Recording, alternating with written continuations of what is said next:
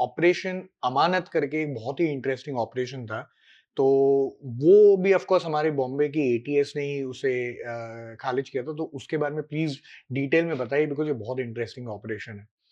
जी देखिए, ऑपरेशन अमानत इसका नाम केपी रघुवंशी जी ने ही दिया था जी। और ये एटीएस की तरफ से अंजाम दिया गया एक बहुत ही बेहतरीन ऑपरेशन था, जिसमें कि मुंबई को आतंकी हमलों से दहलाने की एक साजिश को प्रीएम्प्ट कर लिया गया था। हुँ, और ये हुआ इस तरह से था कि उन्हें केपी रघुवंशी को इंटेलिजेंस ब्यूरो की तरफ से आईबी के उनके एक परिचित ऑफिसर ने एक नंबर पर नजर रखने के लिए कहा था, हुँ, उसको इंटरसेप्ट करने के लिए कहा था। और जब उस नंबर पर उन्होंने इंटरसेप्शन शुरू किया तो उन्हें पता चला कि ये मामला कुछ तो गड़बड़ है।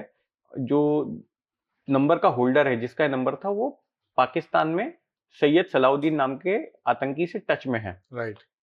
अब उन्हें जांच में ये पता चला कि ये जो आदमी है जिसका नंबर है, उसका सेब का कारोबार है। आपको पता है कश्मीरी सेब बहुत फेमस है, राइट।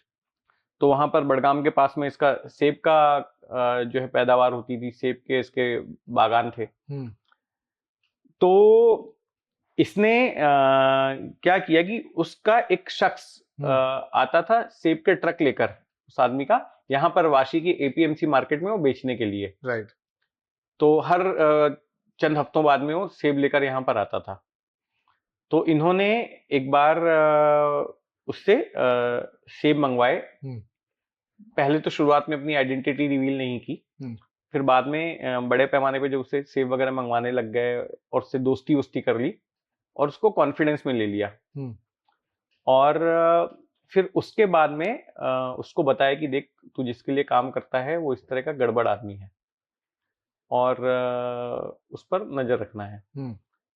इससे मिलने के लिए अच्छा, यहाँ पर इसको इन्होंने उसकी बेटी की शादी के लिए पैसे वैसे भी दिए टू और डेवलप इसको द ये भी कहा एसेट। कि तुम हाँ। किसी पुलिस वाले मामले में यहाँ पर फंसते हो, क्योंकि आप देखेंगे कि ये ट्रांसपोर्टर्स को वो पुलिस वाले बहुत तकलीफ देते हैं, या कहीं पे कुछ अगर वायलेशन हो जाए, कुछ हो जाए, हुँ, तो मुझे फोन कर देना, ये ले मेरा नंबर, मैं देख लूंगा मैं। हुँ, तो इन्होंने एक दो बार उसको ऐसे छुड़ाया भी, अगर किसी ट्रैफिक ऑफेंस के मामले में वो फंस गया तो। हुँ, इस तरह से उन्होंने इसके साथ अपना बॉन्ड मजबूत किया, इस आदमी के साथ में, ताकि इसके मालिक के ऊपर नजर रखी जा सके। हुँ, फिर ये एक बार इससे मिलने के लिए श्रीनगर भी गए, वहां पर भी मुलाकात की।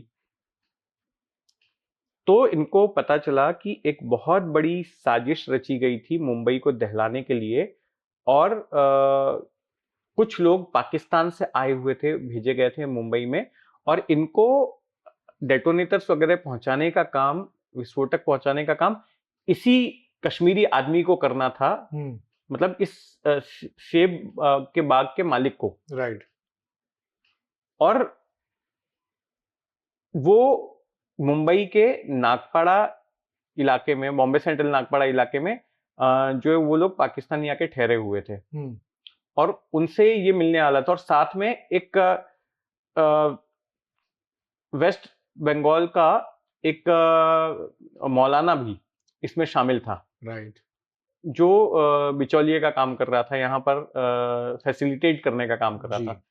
तो जैसे जैसे जानकारी मिलती गई, इनके फोन नंबर्स जो है वो इंटरसेप्शन के लिए लगाए गए। हुँ, और फिर जिस दिन 31st की रात थी, 31st की रात को ये सारे लोग रेकी करने गए थे, पाकिस्तानी लोग।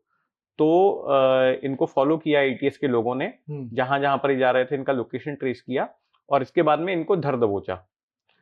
और फिर जब वो डिलीवरी के लिए आया, श्रीनगर से हुँ, जो मालिक था सेब के बागान का, जो राइट। इनको डेटोनेटर्स और क्या विस्फोटकों की डिलीवरी करने वाला था, तो उसको पकड़ने के लिए इन्होंने मुंबई सेंट्रल स्टेशन पर फील्डिंग लगा दी, क्योंकि वो ट्रेन से आ रहा था। हुँ, और उसकी पहचान कैसे हो, तो इसके लिए ये जो उसका नौकर था, सेब के ट्रक को जो लेकर आता था, हुँ, उसने अपने एक रिलेटिव को भेज दिया था एटीएस के पास में आइडेंटिफ़ाई कि ये करने। आइडेंटिफाई करेगा।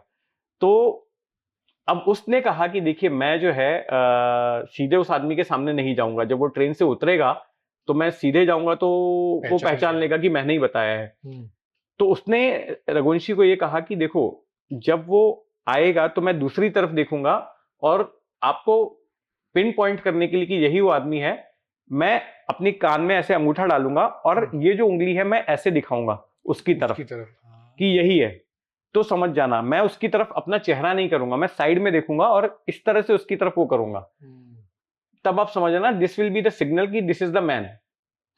तो वैसा ही हुआ, और जब वो ट्रेन से उतरा तो इस शख्स ने ऐसे इशारा किया ये टाइनी फिंगर से अपने, और फिर उसको पकड़ा गया। और इस तरह से पूरी इस साजिश का पर्दाफाश हुआ और मुंबई में बम धमाके होने से रह गए, बच गए। If I am not mistaken ये वही बेसिकली ऑपरेशन था जिसमें काफी भारी पैमाने पे 26 जनवरी का प्लान था जी बिल्कुल, 26 जनवरी को इन्हें करना था, और उसके लिए ये सारे लोग आ गए थे मुंबई में, और इन्होंने रेकी वगैरह भी कर ली थी कहाँ कहाँ पे करना चाहिए था, और उसकी पूरी प्लानिंग हो चुकी थी। राइट। और मैंने पढ़ा कि बहुत इंटरेस्टिंग भी है कि ये पहले जब भी उनको पकड़ा तो तभी पता नहीं चला कि बेसिकली इनकी सर्किट्स और ये सब कहाँ पे एक्चुअली है, बिकॉज बैग्स वैग सब एम्प्टी थे। हाँ, तो सब कुछ खाली था। तो फिर जब उसको उन्होंने ऐसे दबोचा तो उसके बाद में वैसे तो सामान और फ्रिस्किंग में कुछ निकला नहीं, लेकिन यहाँ पर उन्हें कुछ अनयूजुअल लगा, कुछ कड़क सा लगा, जो है ना नॉर्मल पेट के पास में नहीं लगा। फिर जब उसको खोल कर देखा तो मालूम पड़ा कि उसने यहाँ पर सब छुपा के रखा हुआ था, अपने बेली के ऊपर जो है छुपा कर रखा हुआ था। तो इस तरह से उसको पकड़ा गया। वाह, आई मीन सब सर्किट्स, आरडीएक्स वो सब यहाँ पे। So interesting. Thank you for watching हमारा क्लिप्स चैनल। अगर आपको ये क्लिप पसंद आई है तो आप पूरा पॉडकास्ट जो है वो नीचे लिंक डिस्क्रिप्शन में है, उस पर जाके क्लिक करके आप देख सकते हैं। एंजॉय कीजिए, बिकॉज बहुत ही महत्वपूर्ण होगा ये आपके नॉलेज के लिए। एंड ऑफ कोर्स ऐसे ही लाइक शेयर सब्सक्राइब कीजिए, हमें फॉलो कीजिए सोशल मीडिया पे। And until next time, see you in the next one.